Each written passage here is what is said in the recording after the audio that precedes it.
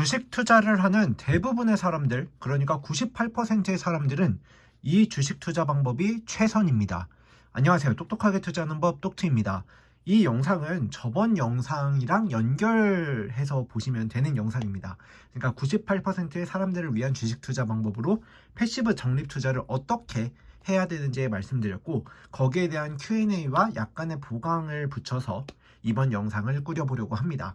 일단 첫 번째 보강은요, 패시브 투자 그러면 어떻게 해야 되냐라는 점에서 제가 S&P 500이랑 나스닥 지수를 섞어서 하면 된다고 말씀을 드렸는데, 내가 좀 더 변동성이 낮고 안정적인 수익률을 가져가고 싶다 라면 S&P 500 비율을 늘리거나 S&P 500만 하시면 되고, 나는 변동성이 많아도 좀 더 수익률을 보고 싶다 하면 나스닥 비율을 늘리거나 나스닥 지수 ETF만 매수를 하면 된다고 말씀을 드렸죠. 근데 여기서 약간의 보강을 더 하자면 S&P 500이랑 나스닥이랑 나스닥 100 추종 ETF를 섞어서 하는 방식이 있습니다. 그래서 밑으로 내려갈수록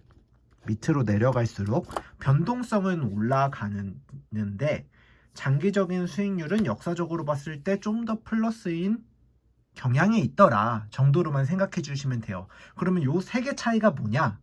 바로 시가총액 상위 기업의 비중이 더 올라가느냐 마느냐의 싸움입니다. 그래서 내가 시가총액 상위, 그러니까 Magnificent 7이라고 불리는 7 주식을 비중을 올리고 싶으면 나스닥이나 나스닥 100, 나는 완전히 올리고 싶다 하면 나스닥 100에 투자를 하시는 게 방법이고요. 그거를 좀 더 내가 좀 낮추고 여러 가지 더 사고 싶다 하면 S&P 500 이렇게 실으면 된다고 저는 생각을 합니다. 그래서 이것도 섞어서 하실 수가 있어요. 나스닥 100만 사셔도 되고, 아니면 나스닥 100 80%, S&P 500 20% 이렇게 사셔도 되고, 여기서 이제 또 다른 걸 넘어가자면, 내가 근데 종목을 선택하는 액티브 투자도 약간 섞어서 하고 싶다. 그러면 이런 패시브 적립을 한 80%는 그렇게 하시고 20% 정도만 종목을 골라서 엔비디아나 마이크로소프트나 이런 거를 개별주를 사시면 되고요. 사실 저는 패시브 투자 이런 거 상관없이 그냥 액티브 투자 상관없이 패시브만 하는 거를 좀 더 추천드리긴 해요. 왜냐면 액티브를 하다 보면은 내가 좀 벌 때 내가 그렇게 주식 투자에 시간을 들이지 않고 노력도 들이지 않는데 좀 오만해질 수가 있거든요. 나 이제 좀 하는 것 같아 하면서 이제 패시브 자금을 건드리는 그런 실수를 저지르기도 해요.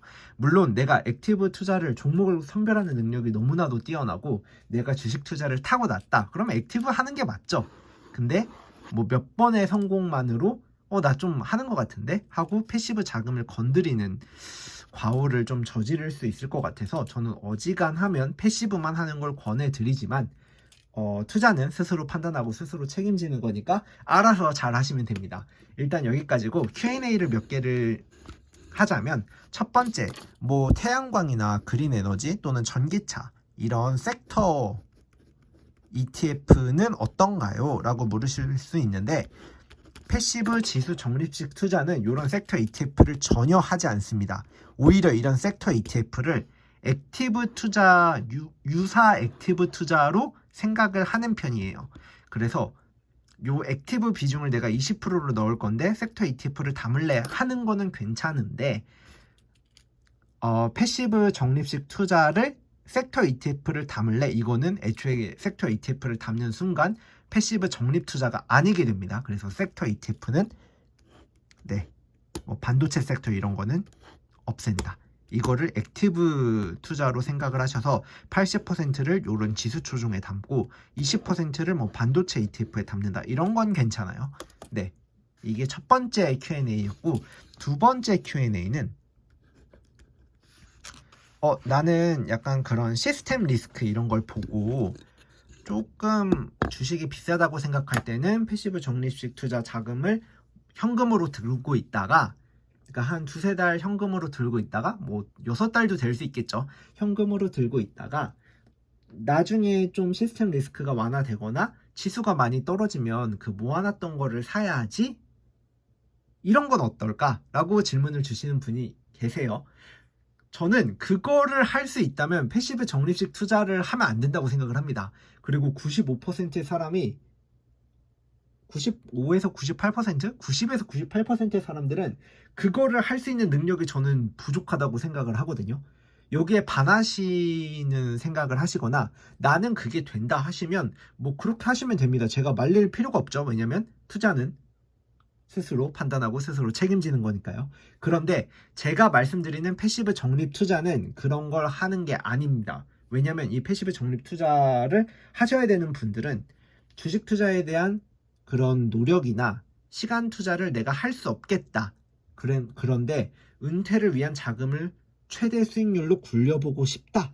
라는 분들을 위한 투자거든요. 사실상 내가 직장 생활을 정말 열심히 하고 다른 자기 개발이나 이런 부업 같은 거 뭐 하시거나 아니면 연봉을 올리기 위해 자기 능력치를 개발하시는 분들은 주식 투자를 할 수 있는 시간을 내기도 힘들 뿐더러 에너지도 내기도 당연히 힘들고요. 그리고 그런 능력과 기질이 맞는 사람은 정말 정말 극소수예요. 그래서 제가 패시브 적립식 투자를 말씀드린 거고, 내가 타이밍을 잴 수 있다 또는 종목을 고를 자신이 있다 그러면 뭐 하시면 됩니다. 근데 여러분 기저율이라는 게 있잖아요. 그런 게 되는 사람이 정말 제 주위에도 드뭅니다. 그래서 제가 생각할 때는 공부하시는 건 좋아요. 제가 그걸 막질 않을게요. 주식 공부하시는 거, 주식 투자 공부하시는 거 너무 좋습니다. 근데 내가 단기간 또는 몇 번에 성공을 했다고 해서 내가 능력이 있다고 과신하면 안 되거니와 한 3년에서 5년 정도는 액티브 투자를 한 20%는 섞어서 하시되 내가 좀 너무 이제 확신이 있다 싶으면 그때 액티브 투자로 돌아서도 저는 된다고 생각을 하는 사람입니다.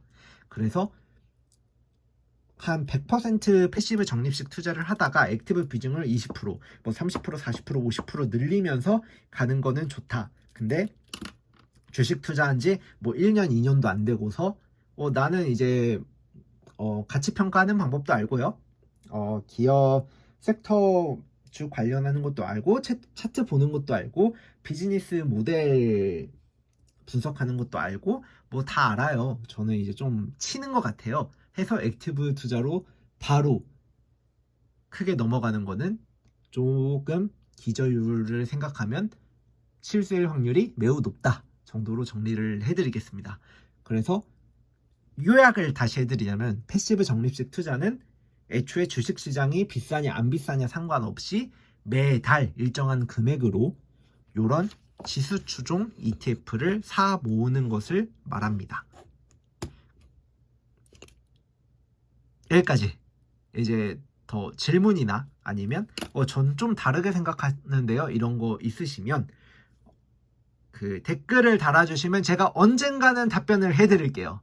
제가 유튜브를 좀 졸업을 하려고 해서 언젠간 답변을 해드릴 것을 약속은 드릴 수 있는데 약간 50% 확률로 안 달아드릴 수도 있어요. 약간 슈레딩거의 약속 같은데 네, 일단 약속하진 못하지만 그래도 최선을 다하게끔 노력은 해보겠습니다.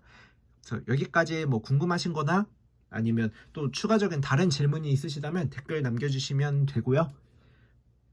좋아요랑 구독 잊지 마시고 다음 영상이 시간이 되면 찾아오겠습니다. 감사합니다.